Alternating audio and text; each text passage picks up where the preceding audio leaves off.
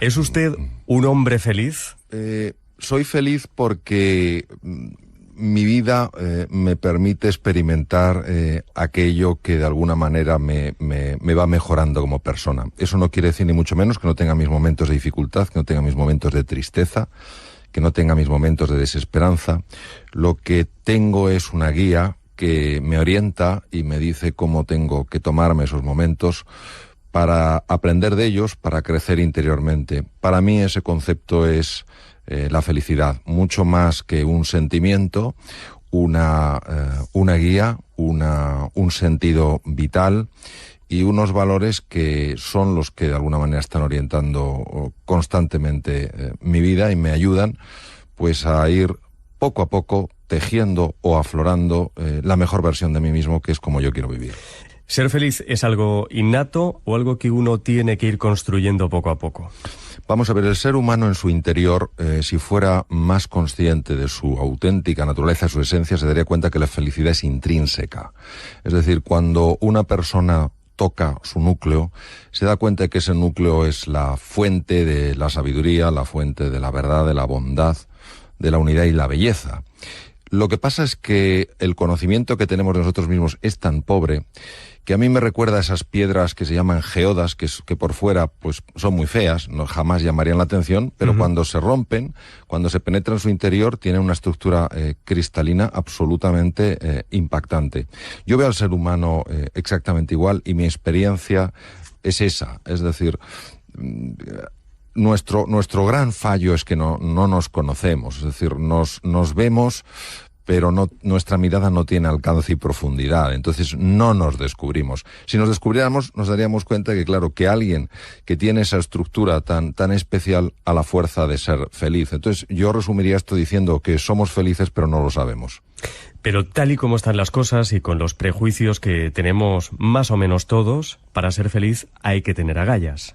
Sí, las agallas, la valentía me parece un elemento indispensable. El propio Winston Churchill, que le tocó vivir una época especialmente dura en la batalla de Inglaterra durante la Segunda Guerra Mundial, decía que la valentía es la virtud más importante porque de ellas deriva el resto.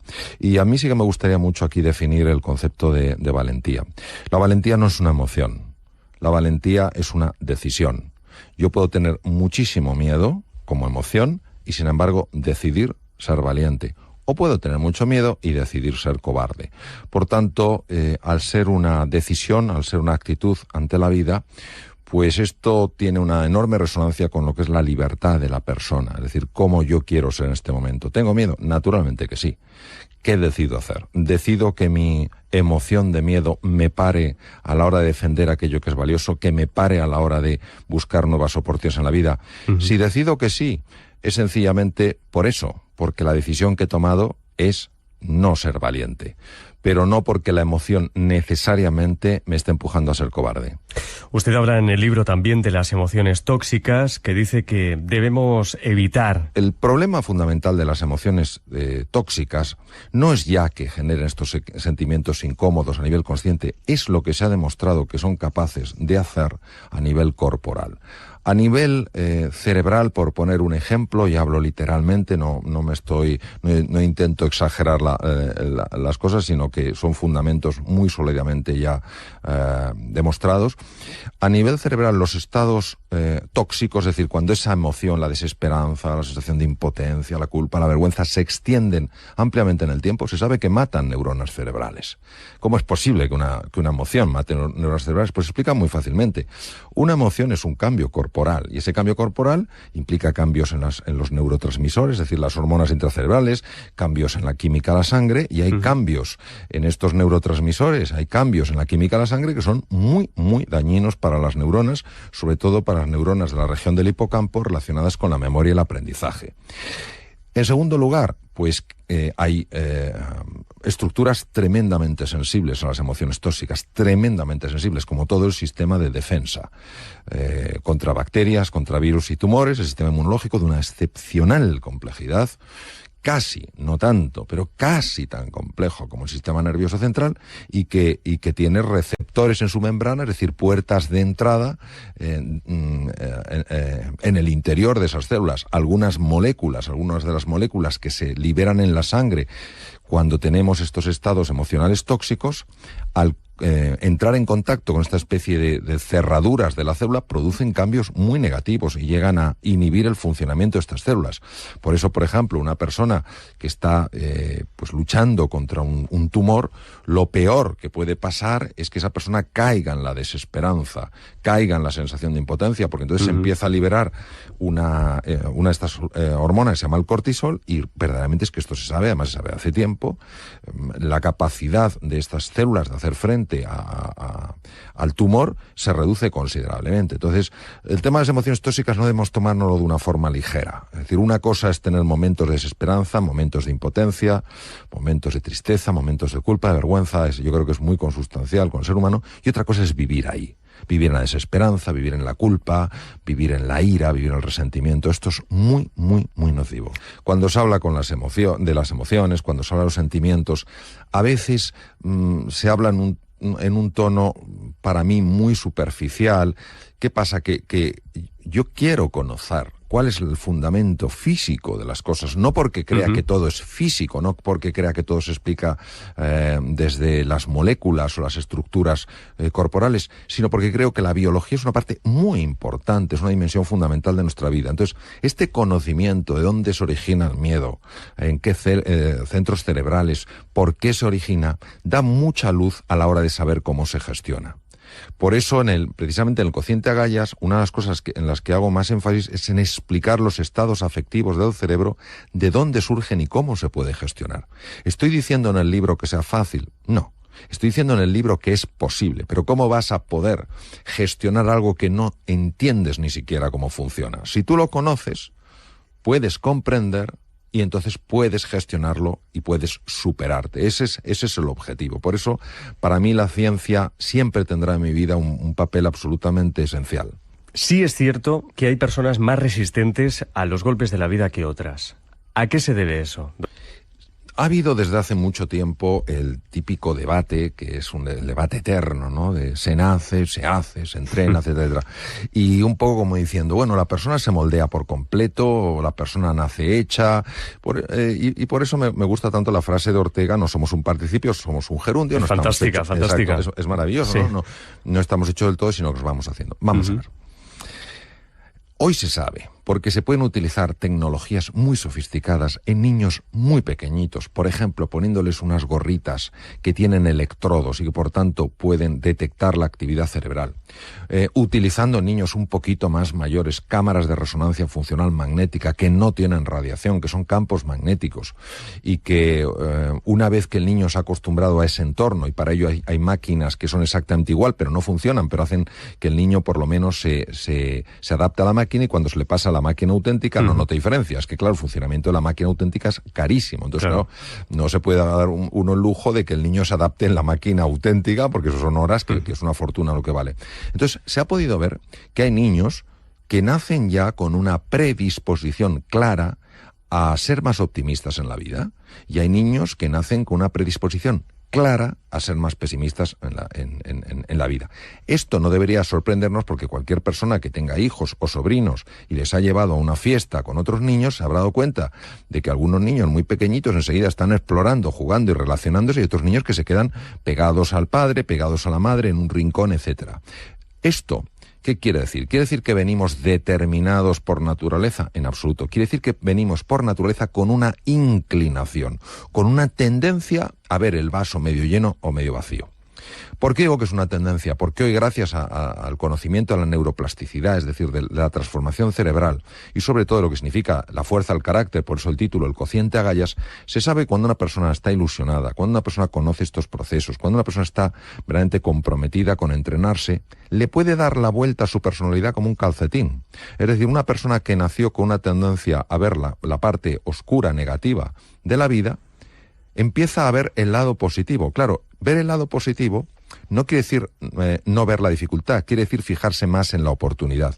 Mientras que personas que nacen con la tendencia a ver el lado positivo, si se duermen en los laureles, si piensan que como ya han nacido con eso, pues está todo hecho, pueden ir perdiendo esa capacidad de ver el lado positivo, contaminándose a veces por la toxicidad que hay en el entorno, porque muchas veces, sobre todo en situaciones complicadas como la actual, donde la mayor parte de las conversaciones lamentablemente son de tono negativo, que es el tipo de contrario que tendríamos que tener, se van contaminando si no hacen un trabajo, porque se fían demasiado con lo que nacieron. Entonces, al final, es verdad que hay personas que nacen con una lotería, les ha tocado la lotería, han nacido con una capacidad, sobre todo, de ver el lado luminoso de la vida, y hay otros que han nacido con un desafío. Pero esto es como todo en la vida. Unos nacemos con unas cosas, otros nacemos con otras, y al final depende mucho no solo de ese temperamento con el que has nacido, sino de cómo tú, utilizando tu inteligencia y utilizando la fuerza de tu voluntad libre, vas moldeándote a ti mismo. Es decir, vivimos pensando que deberíamos tener una vida mejor, pero no hacemos nada para remediarlo. Sí, vamos a ver. Tenemos una inclinación, en general, por supuesto no se puede aplicar a todo el mundo, en general tenemos una tendencia, una inclinación a fijarnos más en lo que no tenemos que en lo que tenemos, en lo que no hemos alcanzado que en todo lo que hemos conseguido, en lo que está mal de la vida y no todas las cosas que están bien. Damos por supuesto tantas cosas y solo nos damos cuenta de su valor cuando lo perdemos. Es decir, yo qué sé, vas perfectamente por la calle, un día te da un tirón y te das cuenta de que te tienes que ir moviendo como puedes. Y esto es una cura de humildad. Entonces, una cosa es ser conscientes de que los límites que nos ponemos muchas veces son límites absolutamente falsos, que nos limitan, que nos encogen, que nos empequeñecen. Y otra cosa es no ser conscientes de que como seres biológicos somos vulnerables, envejecemos, enfermamos, tenemos defectos, tenemos virtudes, tenemos cosas que no llegamos, y congraciarnos, aceptar esa realidad es fundamental. Muchas veces el grado de aceptación que tenemos con nosotros mismos es muy pequeño. Nos apoyamos muy poco en los fracasos, toleramos muy mal nuestras imperfecciones. Y en el fondo, esto es un camino absolutamente equivocado, al menos desde mi experiencia. Cuando uno se acepta totalmente, decir, pues bueno, a mí se me da muy bien, digamos, una determinada cosa y otra se me da mal. Bueno, yo tengo unas cosas buenas y otras cosas no tan buenas, me acepto en mi totalidad y a partir de ahí voy a empezar a superarme. Uno no se supera si se está constantemente criticando o criticando a los demás. Y desde el punto de vista ya de nuestra implicación en el entorno, no hay más que ver qué cantidad de gente o qué cantidad de personas nos quejamos y qué pocas personas están haciendo propuestas de mejora. Vamos a ver, la queja, si no va seguida de una propuesta de mejora, no sirve para nada. Pero es más fácil criticar que construir.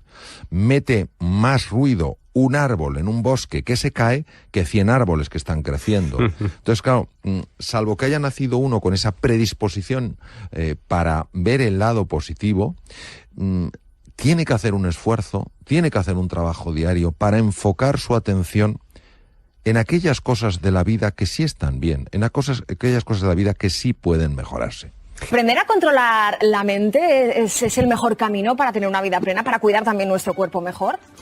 Yo casi cambiaría la palabra controlar por gestionar, porque controlar es como intentar dominar, intentar manipular, y la mente es demasiado poderosa como para eso. Sin embargo, gestionarla sí, y por supuesto la gestión de la mente transforma por completo la vida, ya que la mente tiene implicaciones en la salud física, obviamente en todo lo que son procesos mentales, e incluso tiene un impacto a nivel anímico. La actitud contemplativa es una actitud que lo que invita es a la serenidad, al descubrimiento y a saborear la vida.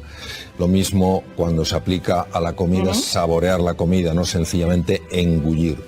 Y la comida tiene mucha más importancia de lo que imaginamos. Está obviamente el tema del sabor.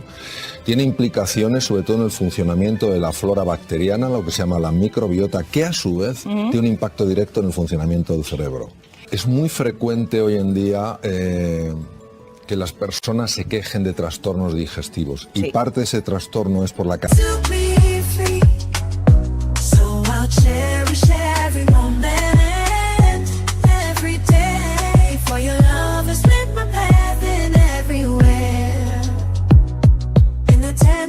of your hand, I find the strength to rise and stand through every trial, every tear we've shed. Your love's been the shelter where I find my bed. For your love's been my anchor in life's stormy seas, a beacon of hope guiding me to be free. So I'll cherish every moment.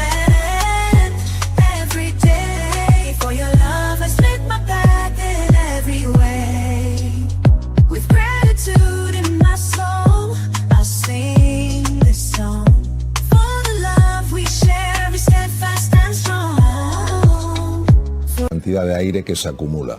Cuando una persona traga la comida en lugar de masticarla adecuadamente, está tragando también aire y el tubo digestivo no sabe qué hacer con ese aire. Distiende las paredes del estómago, las paredes del colon y esto genera un montón de problemas funcionales. Por otro lado, la salivación está hecha precisamente para eso, para digerir bien los alimentos. Todo esto, como comentaba antes, tiene una repercusión en el funcionamiento en conjunto del tubo digestivo. Cuando uno come despacio, está reduciendo los niveles de tensión. Yo sé que hay personas que se ponen más tensas cuando comen despacio, pero eso no quiere decir que el comer despacio te ponga tenso. Es que nos hemos acostumbrado a vivir de una forma, digamos, entre comillas, desordenada. Cuando una persona come más despacio, se genera un mayor estado de serenidad, que no solamente afecta, obviamente, al funcionamiento en su conjunto del tubo digestivo, sino que también afecta al conjunto de la persona. Pero también nuestra respiración. Nosotros tenemos varios músculos respiratorios y el más importante es el diafragma. El diafragma es un músculo único en cuanto que tiene control inconsciente y control consciente. Por eso no tenemos que estar despiertos todo el tiempo, sino que la respiración se mantiene. Y sabemos perfectamente que cuando se respira de forma adecuada cambian procesos cerebrales. Se sincronizan mejor los dos hemisferios cerebrales. Sabemos que en las situaciones de estrés se produce un cambio brutal en el patrón respiratorio. Y cuando una persona aprende a respirar, sobre todo con el diafragma, el estado de serenidad empieza a aparecer de nuevo en su vida. Por eso es muy importante la respiración. ¿Y por qué es tan importante dormir lo suficiente? Porque durante el sueño se libera una hormona que se llama la...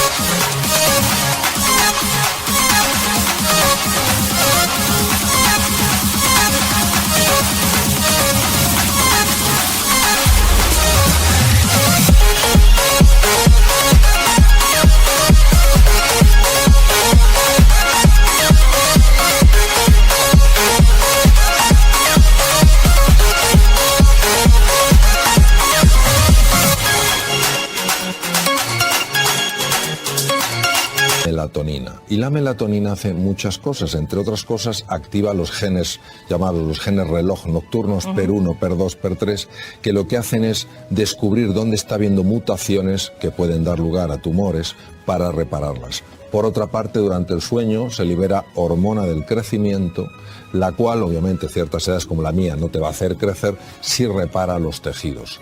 Y además, durante el sueño se activa un sistema muy especial que es el sistema linfático, que no es el linfático, correspondería al sistema linfático del cerebro, que permite la eliminación de proteínas tóxicas que se acumulan por la actividad cerebral, que si no se eliminan pueden facilitar con el paso de los años enfermedades neurodegenerativas.